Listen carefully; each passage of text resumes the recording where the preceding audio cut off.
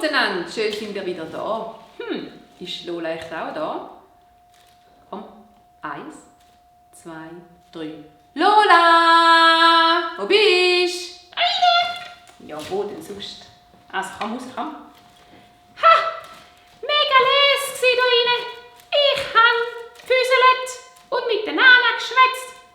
Aber jetzt ist mir langweilig. Was machen wir heute? Ja, ich merke, dir ist langweilig. Komm, ich habe etwas mitgenommen. Was? Oh, was ist das? Ja, heb mal deine Pfote drin. Das ist Sand, Lola. Juhu, können wir sendeln? Kann man nachher, aber ich habe es wegen etwas anderem mitgenommen. Wegen was? Komm, wir zählen mal die Sandkörnchen. Zählen? Mega schwierig. Ich helfe dir. 1, 2, 7, 25, 8, 19. Oh, schön durcheinander.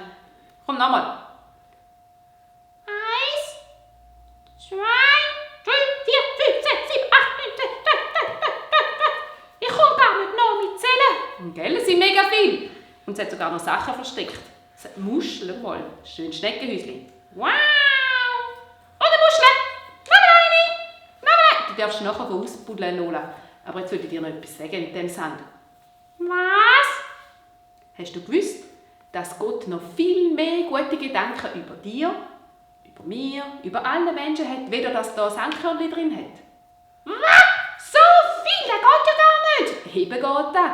Wir können ja nicht einmal die Sandkörnchen zählen. Und Gott sagt, ich habe noch viel, viel mehr gute Gedanken über den Menschen wie so Sandkörnchen. Oh, das sind aber mega, mega, mega, mega, mega viel. Wow. Nana? Ja, Mami? Hast du gewusst, dass Gott ganz, ganz, ganz, ganz, ganz, ganz mega viel gute Gedanken über dir hat? Ja. Was für Dinge denn? Was für Dinge? Aha, was für Dinge? Zum Beispiel, dass er sagt, ich freue mich an deiner Stimme. Genau. Oder an deinen Ohren. Oder du hast schöne Augen. Habe ich das wirklich? Das hast du. Oder so schöne Hörner. Oder schöne Pfoten. Oder du kannst schön singen. Du siehst super aus. Du kannst mega gut tanzen. Du hast ganz viel Humor, kannst viel lachen. Einfach lauter so Sachen hat er als Gedanken über dir. Wow. Danke, lieber Gott. Komm, und jetzt kannst du gut spielen hier im Sand.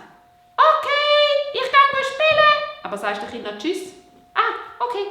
Tschüss, Kinder. Ich gehe im Sand spielen. Habt ihr auch einen Sandhaufen?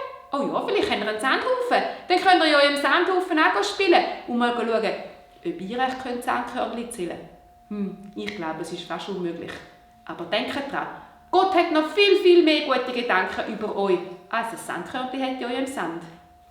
Tschüss miteinander.